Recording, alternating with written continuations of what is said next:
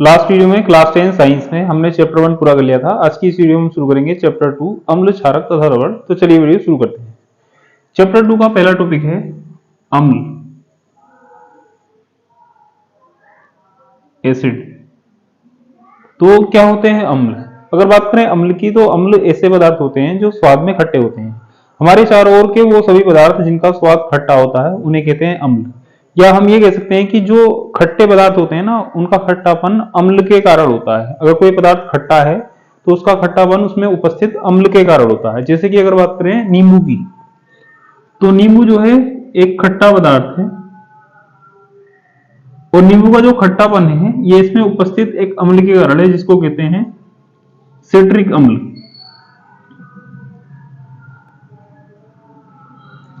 इसी तरह से सिरका, सिरका भी एक खट्टा पदार्थ होता है और इसका जो खट्टापन होता है वो इसमें उपस्थित अम्ल के कारण होता है, जिसको कहते हैं एसिटिक अम्ल।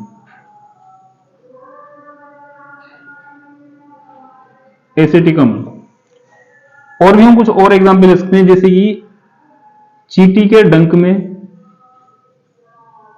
चींटी का डंक, चींटी के डंक में पाया जाता है फॉर्मिक अम्ल।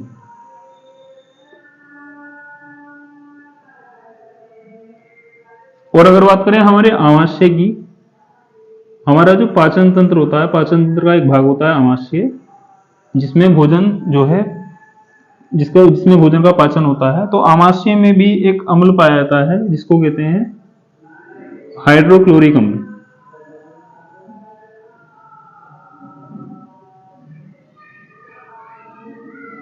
मिल्क, दूध, दूध में एक अम्ल उपस्थित होता है जिसे कहते हैं लैक्टिक अम्ल। तो हमारे चारों ओर उपस्थित वो सभी पदार्थ जिनका स्वाद खट्टा होता है, उनका खट्टापन उनमें उपस्थित एक खट्टे पदार्थ के कारण होता है, जिसको कहते हैं अम्ल। या हम ये कह सकते हैं कि वो सभी पदार्थ जिनका स्वाद खट्टा होता है वो कहलाते हैं अम्ल। ठीक है ना? वह पदार्थ जिसका स्वाद खट्टा होता है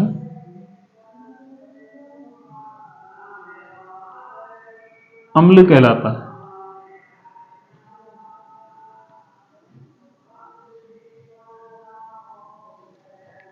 अगर बात करें उदाहरण की, तो अम्ल के उदाहरण हैं, जैसे कि पहला उदाहरण है सिट्रिक अम्ल।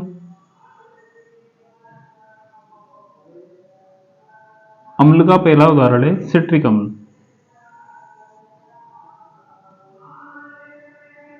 और सिट्रिक अम्ल किस में पाया जाता है? सिट्रिक अम्ल पाया जाता है खट्टे फलों में, जैसे कि नींबू,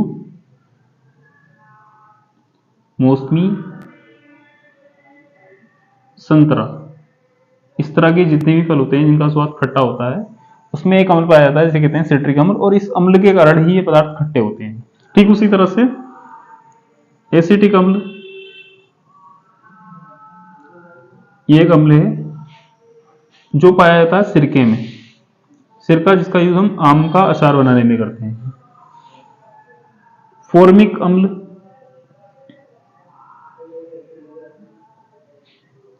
फॉर्मिक अम्ल पाया जाता है चींटी के डंक में।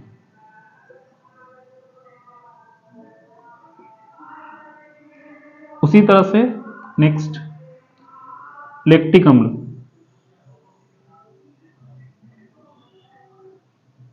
लैक्टिक अम्ल पाया जाता है मिल्क में, दूध में। और हम एक और एग्जांपल ले लेते हैं हाइड्रोक्लोरिक अम्ल।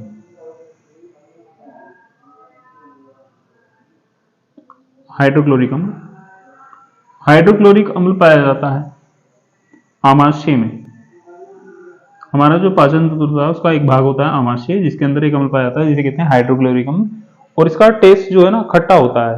अब ये हमें कैसे पता चलेगा इसका टेस्ट खट्टा होता है? तो जब हमें उल्टी आती हैं तो उल्टियों में ना मुंह हमारा खट्टा खट्टा हो जाता है, क्योंकि हमारे आमाशय से हाइड्रोक्लोरिक अम्ल निकलकर हमारे मुंह में आ जाता है। और जब मुंह में आ जाता है तो मुंह में आने पर मुंह का टेस्ट खट्टा हो जाता है, क्योंकि मुंह में हाइड्रोक्लोरिक अम्ल आ चुका है। ठीक है ना? तो ये कुछ अम्ल हैं और ये इनके स्रोत हैं। हर एक वो पदार्थ जिसका स्वाद खट्टा होता है वो उसमें उपस्थित एक खट्टे पदार्थ के कारण होता है, जिसको कहते हैं अम्ल। तो ये कुछ अम्ल हैं और ये इन सभी चीजों में पाए जाते हैं, ठीक है ना। नेक्स्ट,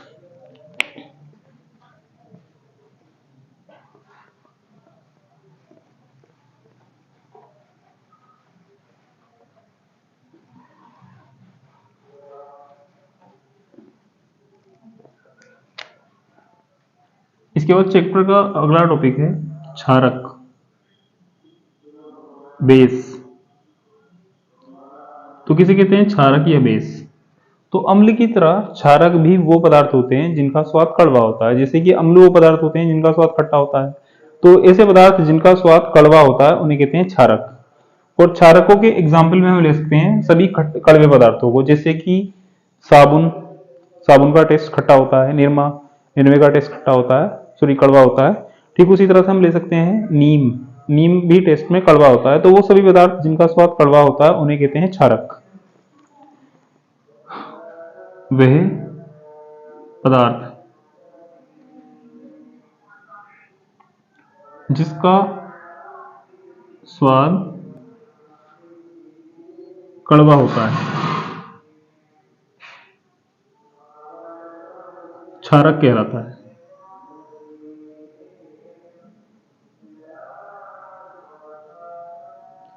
अब हम कुछ क्षारकों के उदाहरण ले लेते हैं।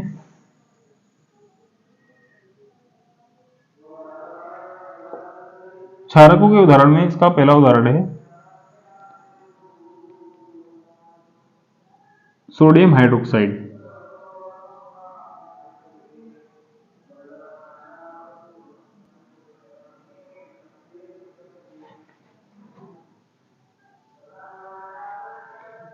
इसको जो है कास्टिक सोडा कहते हैं, कास्टिक सोडा,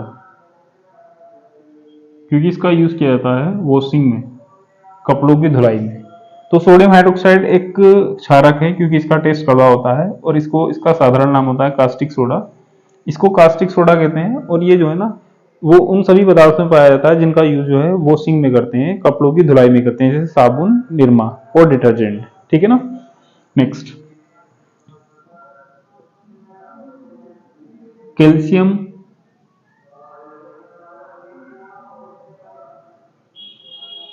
कैल्शियम हाइड्रोक्साइड, ये भी एक कड़वा पदार्थ है और ये होता क्या है, तो ये होता है बुझा हुआ चूना।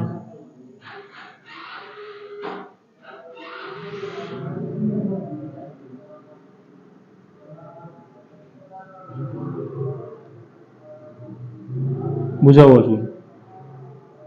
अब ये बुझा हुआ चूना क्या होता है ये समझ लेते हैं। तो अगर हमारे पास चूना है, चूना या तो पाउडर फॉर्म में होता है, चूर्णित अवस्था में होता है, एक पाउडर की तरह होता है, या चूना जो है छोटे छोटे पत्थर के टुकड़ों की तरह होता है। तो अगर हम चूने को जो है पानी में डाल दें तो पानी में डालने के बाद चूना सॉफ्ट हो जाता है और वो जो ना बिल्कुल जलीय हो जाता है, लिक्विड स्टेट में आ जाता है। तो जब चूने को पानी में डालते हैं ना तो चूना पानी में डालने पर जो है सॉफ्ट हो जाता है, जिसे कहते हैं बुझा हुआ चूना। और उसका जो रासायनिक नाम है वो है कैल्शियम हाइड्रोक्साइड और ये एक कड़वा पदार्थ है, तो इसलिए एक क्षारक है। इसी तरह से जैसे कि सोडियम हाइड्रोक्साइड एक कड़वा पदार्थ है, कैल्शियम हाइड्रोक्साइड एक कड़वा पदार्थ है, तो मैग्नीशियम हाइड्रोक्साइड भी एक कड़वा पदार्थ है और इसका साधारण नाम होता है milk of magnesia, milk of magnesia. तो वो सभी पदार्थ जिनका स्वाद कड़वा होता है उन्हें कहते हैं क्षारक। ये क्षारकों के कुछ एग्जाम्पल हैं और ये इनके साधारण नाम है, ठीक है ना। जैसे कि अगर बात करें सोडियम हाइड्रोक्साइड की, तो सोडियम हाइड्रोक्साइड होता है कास्टिक सोडा और ये पाया जाता है साबुन में, निरमे में, ठीक है ना। कैल्शियम हाइड्रोक्साइड होता है बुझा हुआ चूना। अगर हम चूने को पानी में डाल दें तो चूने को पानी में डालने पर वो सॉफ्ट हो जाता है और जल की तरह लिक्विड स्टेट में हो जाता है, जिसे कहते हैं बुझा हुआ चूना। मैग्नीशियम हाइड्रोक्साइड को कहते हैं मिल्क ऑफ मैग्नीशिया। तो ये सब जो है ना क्षारकों के कुछ एग्जाम्पल हैं। इसी तरह से हम कुछ और पदार्थ भी ले सकते हैं जो हमारे नॉर्मली रूटीन लाइफ में हम यूज करते रहते हैं, जैसे कि करेला। करेले का टेस्ट कड़वा होता है, तो करेले का टेस्ट कड़वा होता है क्योंकि उसके अंदर क्षारक प्रेजेंट होता है, क्षारक उपस्थित होता है। नीम की पत्तियां या नीम के पेड़ का कोई भी अंग, कोई भी भाग, क्योंकि वो टेस्ट में कड़वा होता है। तो हर एक वो चीज जो टेस्ट में कड़वी होती है उसे कहते हैं क्षारक, ठीक है ना। जिनमें से कुछ एग्जाम्पल हैं क्षारकों के।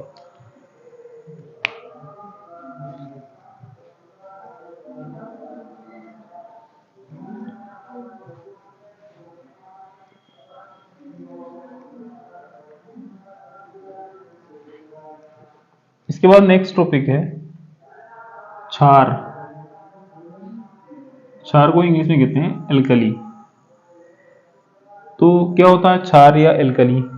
तो क्षार जो है ना कुछ और नहीं, एक क्षारक होता है। जैसे कि अगर बात करें क्षारक की, तो क्षारक वो सभी पदार्थ होते हैं जिनका स्वाद कड़वा होता है, लेकिन स्वाद में कड़वे ऐसे पदार्थ जो जल में घुलनशील होते हैं उन्हें कहते हैं क्षारक। मतलब क्षारक जो है, क्षार जो है एक क्षारक है।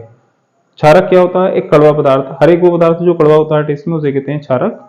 लेकिन क्षार उस क्षारक को कहते हैं जो जल में घुलनशील होता है। अगर कोई क्षारक जल में घुलनशील है, मतलब कोई कड़वा पदार्थ अगर जल में घुलनशील है, तो उसको कहेंगे क्षार।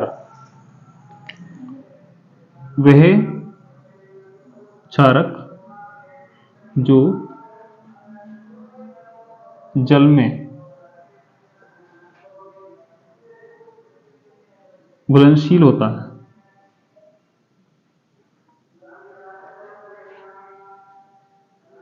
क्षार कहलाता है।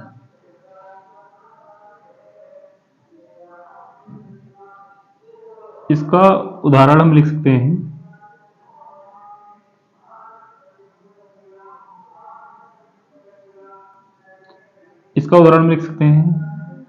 बुझा हुआ चूना, जिसकी हम अभी बात कर रहे थे, जिसका साधारण रासायनिक नाम होता है कैल्शियम हाइड्रोक्साइड, बुझा हुआ चूना।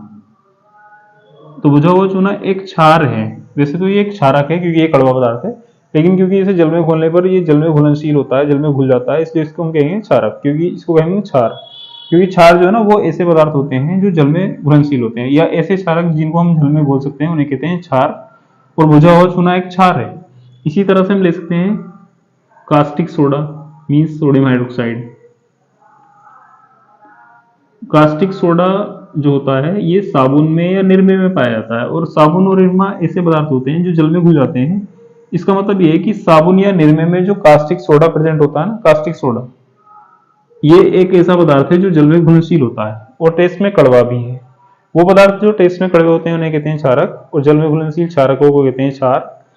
तो ये इसके उदाहरण हैं बुझा हुआ चूना और कास्टिक सोडा, क्योंकि ये जल में घुलनशील है। नेक्स्ट,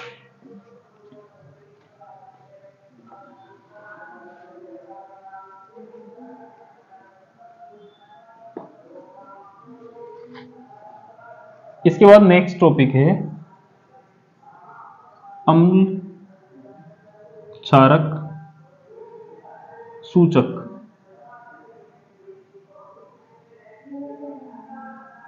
अम्ल क्षारक सूचक तो क्या होते हैं? अम्ल क्षारक सूचक। अम्ल जो है टेस्ट में ऐसे पदार्थ होते हैं जिनका स्वाद खट्टा होता है, जबकि क्षारक उन पदार्थों को कहते हैं जिनका स्वाद कड़वा होता है। लेकिन अगर हमारे पास कोई एक पदार्थ है जिसके बारे में हमें नहीं पता है कि वो स्वाद में खट्टा है या कड़वा है, मीन्स अम्ल है या क्षारक है, तो अगर हम उसको स्वाद लेकर अगर जानने की कोशिश करेंगे ना, तो ये हमारे लिए जो है हानिकारक हो सकता है। अगर वो पदार्थ जो है खट्टा या कड़वा ना होकर जहरीला हुआ, तो ये हमारी मृत्यु का कारण बन सकता है, इससे हमारी डेथ हो सकती है। तो ऐसी सिचुएशन में क्या करते हैं? ऐसी सिचुएशन में अम्ल या क्षारक की जांच करने के लिए एक ऐसे पदार्थ का यूज करते हैं जो हमें अम्ल या क्षारक में से, दोनों में से अंतर को बताता है कि कोई पदार्थ अम्ल है या क्षारक है।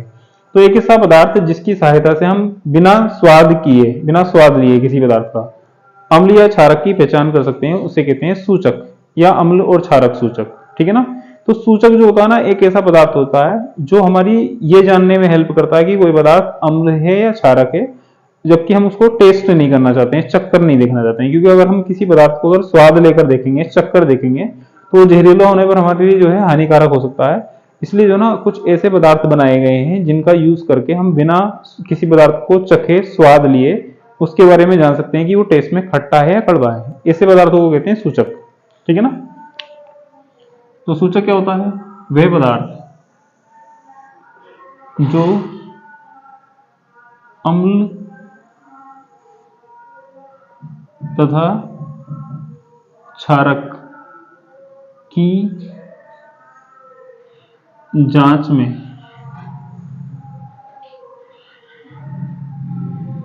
सहायता करता है,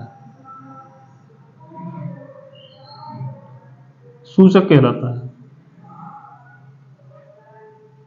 सूचक एक ऐसा पदार्थ होता है जो बिना स्वाद लिए ना हमारी ये जानने में हेल्प करता है कि कोई पदार्थ टेस्ट में खट्टा है या कड़वा है, मतलब वो अम्ल है या क्षारक है।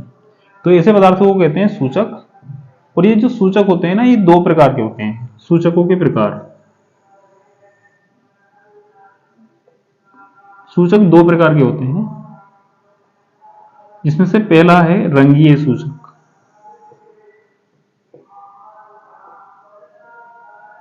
पहला जो सूचक है वो है रंगीय सूचक। रंगीय सूचक किन्हें कहते हैं?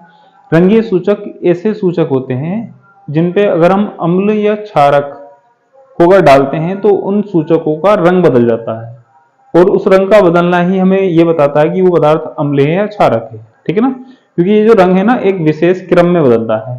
तो देख लेते हैं कौन कौन से पदार्थ रंगीय सूचक होंगे। वह पदार्थ जिसका रंग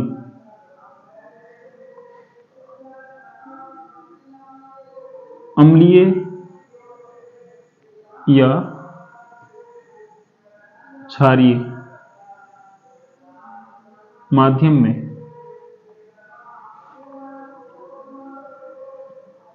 बदल जाता है,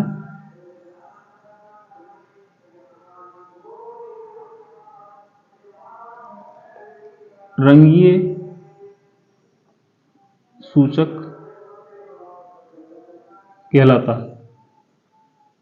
तो रंगीय सूचक ना एक ऐसा पदार्थ होता है, अगर हम इस पर अम्ल या क्षारक में से किसी एक को अगर डाल दें तो उससे ना इसका रंग बदल जाता है, जिससे हमें ये बताता है कि कोई पदार्थ अम्ल है या क्षारक है। जैसे कि अम्लीय क्षारक रंगीय सूचक का एक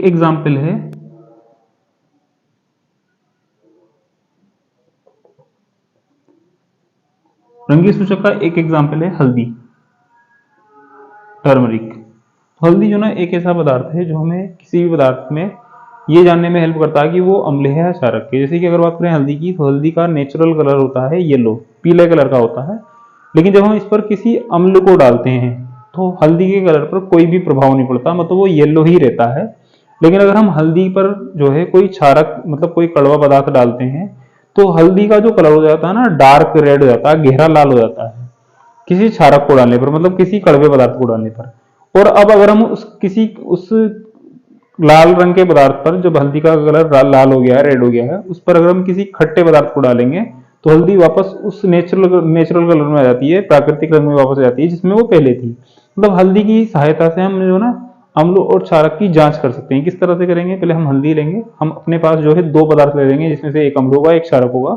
हमें ये नहीं पता कि उन दोनों में से कौन सा अम्ल या कौन सा क्षारक है, तो हम क्या करेंगे, पहले जो है हम उस पर एक पदार्थ को डालेंगे। अगर हल्दी पर उस पदार्थ को डालने पर हल्दी का रंग चेंज नहीं हो रहा है, कोई परिवर्तन नहीं हो रहा, तो इसका मतलब वो पदार्थ अम्ल होगा।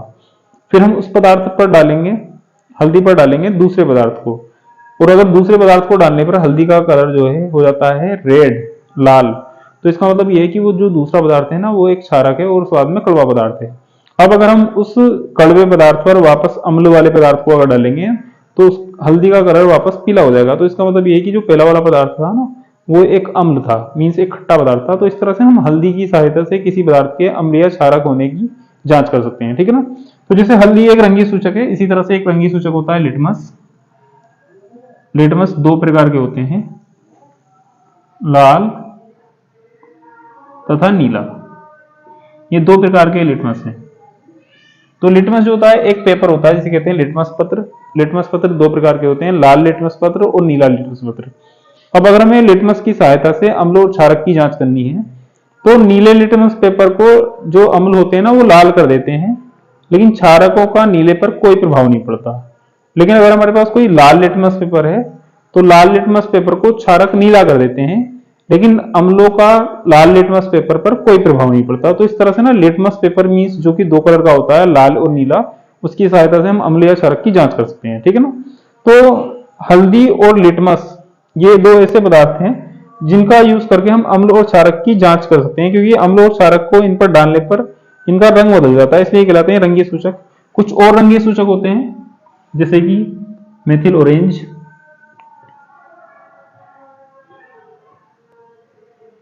और फिनोफ्थेलिन। ये कुछ केमिकल हैं जिनकी सहायता से हम किसी पदार्थ के अम्ल या क्षारक होने की जांच कर सकते हैं, फिनोफ्थेलिन। ठीक है ना। तो सूचकों में पहला जो प्रकार था वो था रंगीय सूचक। अब आगे बात कर लेते हैं नंबर टू। नंबर टू होता है गंधीय सूचक। तो किसे कहते हैं? गंधीय सूचक। गंधीय सूचक जो है ना, एक ऐसा पदार्थ होता है जिसकी गंध अम्ल या क्षारक में रखने पर बदल जाती है, परिवर्तित हो जाती है। एक ऐसा पदार्थ जिसकी गंध अम्ल या क्षारक में रखने पर उसकी गंध बदल जाए, स्मेल उसकी चेंज हो जाए, तो उसे कहते हैं गंधीय सूचक। ठीक है ना। वह पदार्थ जिसकी गंध अम्ल या क्षारक, एक ऐसा पदार्थ जिसकी गंध अम्ल या क्षारक द्वारा परिवर्तित हो जाती है, गंधीय सूचक कहलाता है। एक ऐसा पदार्थ जिसकी गंध अम्ल या क्षारक द्वारा परिवर्तित हो जाती है उसे कहते हैं गंधीय सूचक। इसके एग्जाम्पल हो जाएंगे प्याज, लौंग का तेल, ये इसके एग्जाम्पल है। प्याज और लौंग का तेल ना, ये दो ऐसे पदार्थ होते हैं जिनकी गंध अम्ल या क्षार के माध्यम में बदल जाती है, परिवर्तित हो जाती है। ठीक है ना। तो आज की इस वीडियो में बस इतना ही। अगर आज के इस टॉपिक में कहीं पर भी कोई कंफ्यूजन रहा हो तो कमेंट बॉक्स में कमेंट कर सकते हैं। Thank you.